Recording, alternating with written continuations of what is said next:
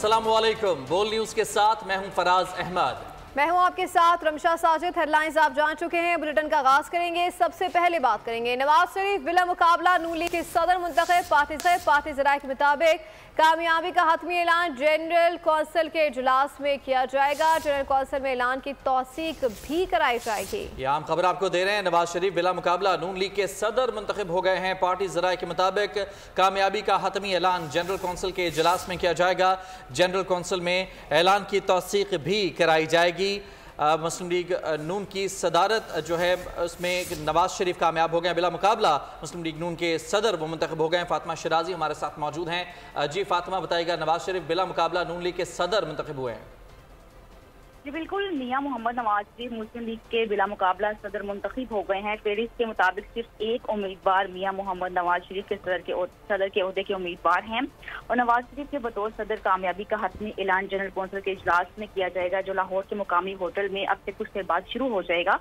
General council में नवाज शरीफ की बतौर सदर मुस्लिम लीग कामयाबी के ऐलान की तौसीक भी करवाई जाएगी। इसके अलावा जनरल कौंसिल इजलास के अरकान शो ऑफ हैंड के जरिए नवाज शरीफ के बतौर सदर नामजदगी की तौसीक भी करेंगे। जी ठीक है फातिमा, ये भी बता दीजिएगा कि कुछ इतलात इससे पहले ये भी मौसूल हो रही थी कि नवाज शरीफ के मुकाबले में 11 के करीब कुछ लोग हैं जिन्होंने कागजात नामजदगी जमा कराए थे, लेकिन आपने बताया कि सिर्फ एक सिंगल पर्सन यानी नवाज शरीफ थे जो कि इसके लिए उम्मीदवार थे। इसके हवाले से ज़रा क्लियर कीजिएगा सिचुएशन को।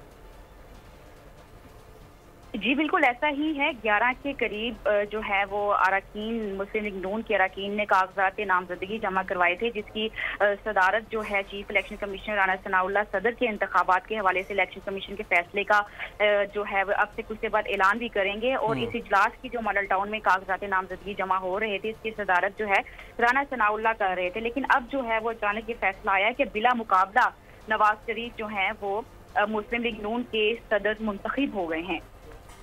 ठीक है, बहुत शुक्रिया आपका तफसीलात के लिए फातिमा शिराजी।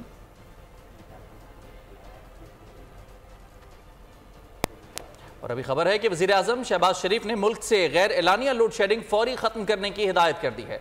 इजलास में वज़ीर आज़म ने नुकसान में चलने वाले फीडर्स पर भी बिजली बंदिश का दौरानिया कम करने का कह दिया है। उन्होंने कहा कि बिजली चोरी को रोकना तमाम मुतल्लिका इदारों की जिम्मेदारी है। गर्मी की शिद्दत के बाद लोगों को परेशानी का सामना है, लोगों को गर्मी में रिलीफ दिया जाए। इजलास में पावर डिवीजन ने ब्रीफिंग में बताया कि लोड शेडिंग सिर्फ खसारे में चलने वाले फीडर्स पर हो रही है। उनका कहना था कि वज़ीर आला खैबर पख्तूनख्वा ने बिजली चोरी में कमी का यकीन दिलाया। अपडेट करें आपको इस हवाले से। वज़ीर आज़म शहबाज शरीफ ने मुल्क से गैर एलानिया लोड शेडिंग फौरी खत्म करने की हिदायत की है। इजलास में वज़ीर आज़म ने नुकसान में चलने वाले फीडर्स पर भी बिजली बंदिश का दौरानिया कम करने का हुक्म दिया।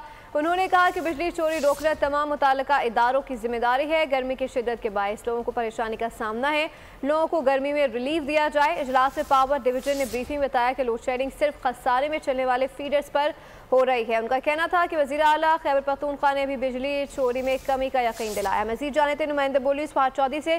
जी फहद, बताइएगा मज़ीद क्या हिदायत दी गई हैं वज़ीर आज़म की जानिब से? जी देखिए, मुल्क में हालिया बिजली की तवील बंदिश का नोटिस लेने के बाद वज़ीर आज़म ने आज इजलास की सदारत की, जिसमें वज़ीर आज़म को बिजली की तलब और रसद के हवाले से तफसीली तौर पर ब्रीफ किया गया और बिजली का जो शॉर्टफॉल है उसके आदाद शुमार भी पेश किए गए। ज़राए के मुताबिक वज़ीर आज़म ने गैर एलानिया लोड शेडिंग फौरी तौर पर ख़त्म करने की हिदायत की है और नुकसान में चलने वाले फीडर्स पर भी लोड शेडिंग का दौरानिया कम करने की हिदायत की है।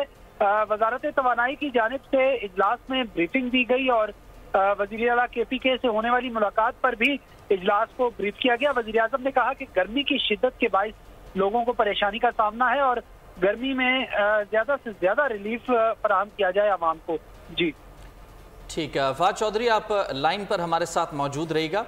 एक और अहम खबर नाजरीन को देंगे। SIFC के फैसलों पर जल्द अमल दरामद के हवाले से वज़ीर आज़म ने काबीना कमेटी बराए SIFC तश्कील दे दी है, जिसके चेयरमैन वज़ीर आज़म शहबाज शरीफ खुद होंगे। फहद, इस हवाले से क्या तफसीलात हैं आपके पास? जी बिल्कुल, काबीना डिवीजन ने काबीना कमेटी बराए SIFC की तश्कील का नोटिफिकेशन जारी किया है और इस नोटिफिकेशन के तहत वज़ीर आज़म शहबाज शरीफ काबीना कमेटी के सरबराह होंगे। Army chief general Syed Asim Munir और सूबाई वज़राए आला को भी खुसूसी दावत पर इस कमेटी में शामिल किया गया है। काबीना कमेटी में 12 काबीना अरकान और 6 अरकान काबीना से बाहर होंगे और वजारत खजाना, मनसूबाबंदी, तरक्की, IT, फूड सिक्योरिटी, पानी और बिजली, कानून, सरमायाकारी, सनत और पैदावार और दीगर मुतालिका वज़रा जो हैं इस कमेटी का हिस्सा होंगे और जो अमल दरामद होगा SIFC के इक़दाम पर उसका ये जायजा लेगी। जी बहुत शुक्रिया आपका तफसीलात के लिए फहद। मुल्क भर में झुलसा देने वाले गर्मी में शॉर्टफॉल 6000 मेगावाट से तजावुज कर गया है। बिजली की लोड शेडिंग का दौरानिया 18 घंटे तक पहुंच गया। कराची, पेशावर समेत मुख्तलिफ शहरों में अवाम सड़कों पर आ गए। मुजाहिरीन का कहना है कि बिजली की घंटों बंदिश मामूल है, कहीं सुनवाई नहीं हो रही।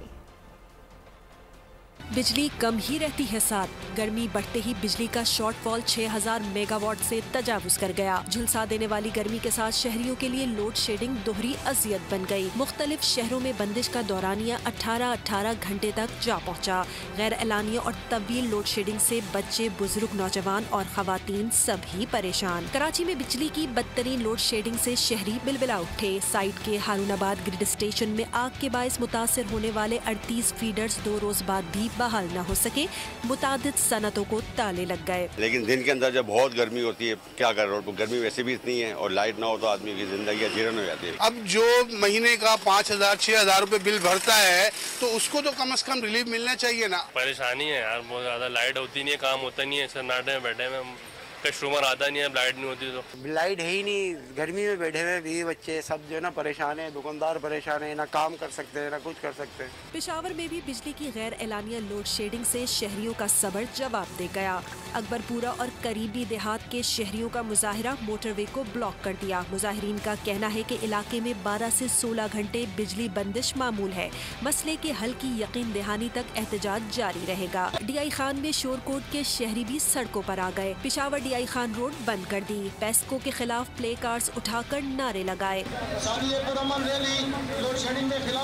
पावर डिवीजन ने दावा किया है कि कहीं भी गैर एलानिया लोड शेडिंग नहीं की जा रही। चोरी, लॉसेस और कम रिकवरी वाले इलाकों में लोड शेडिंग है।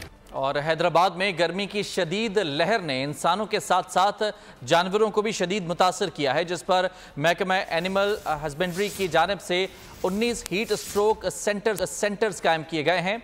मजीद तफसीलात जानते हैं। ब्यूरो हेड हैदराबाद इरफान अराई हमारे साथ मौजूद हैं। जी इरफान, बताएगा जानवरों को इस गर्मी के लिए क्या इक़दाम किए जा रहे हैं? जी, हैदराबाद में गर्मी की शदीद लहर ने जहां इंसानों को शदीद परेशान कर रखा है, वहीं पर जानवर जो हैं वो भी गर्मी के बाइस बीमार हो रहे हैं और उनके जो मालकान हैं वो परेशान हैं। यहाँ एनिमल हस्बेंड्री डिपार्टमेंट की जानिब से हीट वेव कैंप जानवरों के लिए लगाया गया है। डिप्टी डायरेक्टर साबिर शाह साहब हमारे साथ मौजूद हैं। शाह साहब, बताइएगा क्या इकदाम किए हैं, कहाँ कैंप्स हैं? हाँ, जो आजकल जो सिंध में मौसम चल रहा है वो हीट वेव का जो सिस्टम डेवलप हुआ है, डेफिनेटली उन इंसानों को तो परेशान किया हुआ है। तो उस जगह पर जानवर भी इस हमारी एक मना समझो कि इस धरती की मखलूक है, तो वो भी उससे परेशान हुई है। उनके टेम्परेचर के असर जानवरों को भी हो रहे हैं और जानवर भी तकरीबन हीट स्ट्रोक में कुछ जानवरों की मौत हुई है। कितने कैंप आपने कायम किए हैं और किस तरह ट्रीटमेंट कर रहे हैं? अच्छा, ये है कि हमारे 8 कैंप हमारे मुख्तलिफ लोकेशंस पर लगे हुए हैं। जो हीट वेव सेंटर है यहाँ पर जानवर लेकर आ रहे हैं शहरी, और कोशिश ये है कि जानवरों को वो अपने बचा सकें। हीट वेव है, गर्मी की लहर है। हैदराबाद में इस वक्त भी 40 डिग्री सेंटीग्रेड है और गर्मी की इस शदीद लहर में जहां इंसान बच रहे हैं गर्मी से, वहीं जानवर अपडेट करें। देखिए खबरों में आपको बताया कि बानी PTI जेल में बैठकर पाकिस्तान के खिलाफ घिनौनी साजिश कर रहे हैं। शर्जील इनाम मेमन की प्रेस कॉन्फ्रेंस कहा, बानी PTI इसराइल की प्रोडक्ट है। आलमी ताकत ने इस शख्स को पाकिस्तान पर थोपा है। ये शख्स ट्विटर पर मुजीबुर रहमान को हीरो बनाकर पेश कर रहा है। एडिटर्स और वीडियोस चलाकर इदारों को बदनाम करने की कोशिश की जा रही है। उसके तहत एक शख्स जो कि जेल में बैठा है, 8-9 महीने हो गए शायद, और जेल में बैठकर वो शख्स, उसके इंटरव्यू भी चल रहे हैं। जेल में बैठकर उस शख्स के आर्टिकल्स भी गैर मुल्की जरीदों में गोस्ट आर्टिकल्स भी छप रहे हैं, और जेल में बैठकर वो शख्स जो है वो ट्विटर पे मैसेजेस भी दे रहा है, और वही शख्स जेल में बैठकर हुकूमतें भी बना रहा है, टिकटें भी दे रहा है। जिस तरीके से कल जो उसने एक वीडियो ट्विटर पे लगाई है जिसमें उसने मुजीबुर रहमान को कौमी हीरो कह दिया है, गुमराह कुन जो है वो हकायक पेश कर रहा है। मैं कहता था कि इसकी लड़ाई, इमरान खान की लड़ाई जो है किसी और पॉलिटिकल पार्टी से नहीं है, किसी जर्नल से नहीं है, किसी इदारे से नहीं है, इसकी लड़ाई पाकिस्तान से है, क्योंकि ये शख्स हम पर थोपा गया है। एडिटेड वीडियो चला के आप अपने मुल्क के इदारों को बदनाम करने की कोशिश कर रहे हो। इंटरनेशनली लॉबिंग फर्म्स हायर की गई हैं जिनको पाकिस्तानी पैसा जा रहा है कि आप इस मुल्क को किस तरीके से खराब कर सकते हैं। इमरान खान के अरेस्ट होने पे बिल्ली थैले से बाहर आ गई। उनकी अपनी प्रोडक्ट थी इसराइल की और उन्होंने इमरान खान के लिए out of the way first time in the history openly Israel जो है वो इमरान खान के लिए बात कर रहा है और पाकिस्तान के खिलाफ बात कर रहा है। रहनुमा नून लीग तलाल चौधरी कहते हैं कि यौम तकबीर बनाने के बजाय मनफी प्रोपेगेंडा फैलाया जा रहा है। सियासी जमात फौज को एक दुश्मन के तौर पर पेश कर रही है। प्रेस कॉन्फ्रेंस में तलाल चौधरी ने कहा कि 9 मई जानबूझकर किया गया। शेख मुजीबुर रहमान को बानी PTI से मिलाया जा रहा है। ये बार बार कहते हैं पाकिस्तान टूट सकता है। यौम तकबीर को हमारे ही सियासी एक जमात जो मायूस है, जो नाकाम है, वो इसको 1971 से जोड़ती है, वो वीडियोस बनाती है, वो शेख मुजीबुर रहमान को बानी तहरीक इंसाफ जैसा जाहिर करती है और वो पाकिस्तान के अदारों और पाकिस्तान की अफवाज को ऐसे पेश करती है जैसे किसी दुश्मन की ये अदारे हैं। कामयाबी के इस दिन को मनाने की बजाय इसको मायूसी के तौर पे पेश करती है। अगर जब ये खुद इक्तदार में थे उस वक्त तो दूसरे लीडरों को ये कहा करते थे कि वो शेख मुजीबुर रहमान ना बने, और अब खुद कायदे आजम नहीं, नेल्सन मंडेला नहीं, शेख मुजीबुर रहमान बनना चाहते हैं। बार बार कहते हैं कि पाकिस्तान टूट सकता है। ये कैसी कामयाबी है किसी सियासी लीडर की? अपने मुल्क को मायूस और उसको टूटता हुआ देखकर वो समझता है कि वो कामयाब होगा। सब्सक्राइब करें और बेल दबाएं ताकि कोई खबर रह न जाए।